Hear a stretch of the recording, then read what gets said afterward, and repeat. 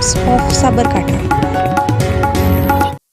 ખેડબ્રહ્મા નગરપાલિકામાં વર્ષ 2026માં શહેરીજનોના ઉપયોગ માટે વિવિધ વિકાસ કામો માટે 6.82 કરોડ રૂપિયાના ખાતમુહૂર્તનો કાર્યક્રમ સ્વામી વિવેકાનંદ હોલમાં યોજાયો હતો, જે અંગેનો પ્રાથમિક કામોનો ચિતાર પ્રમુખે રજૂ કર્યો હતો।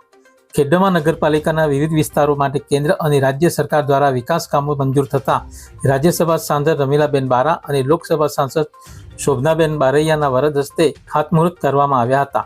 બંને સાંસદોએ વિવિધ યોજનાઓ અને નગરપાલિકાના કામો માટે સદસ્યોને બિરદાવ્યા હતા અને ખાતમુહૂર્તની તકતીનું અનાવરણ કરવામાં આવ્યું હતું, જેમાં નગરજનોને સુવિધા મળી રહે તે માટે અને શહેરમાં અહલ્યાબાઈ હોલકર અને મહારાણા પ્રતાપના સ્ટેચ્યુ તથા શહીદ સ્મારક સહિત કુલ ₹6.82 કરોડ રૂપિયાના વિકાસ કામોના ખાતમુહૂર્ત કરવામાં આવ્યા હતા। આ પ્રસંગે સાબરકાંઠા જિલ્લા ભાજપ પ્રમુખ કનુભાઈ પટેલ, મહામંત્રી લુકેશભાઈ સોલંકી, મહેન્દ્રસિંહ રેવર, વિજયભાઈ પંડ્યા, પૂર્વ સંગઠન મંત્રી અશોકભાઈ જોશી, ઉપપ્રમુખ રાજેન્દ્રસિંહ ચૌહાણ, કારોબારી ચેરમેન રિકુન રાવલ, પાલિકા ચીફ ઓફિસર હિતેન્દ્ર પટેલ સહિત કોર્પોરેટરો, કર્મચારીઓ અને શહેરીજનો ઉપસ્થિત રહ્યા હતા।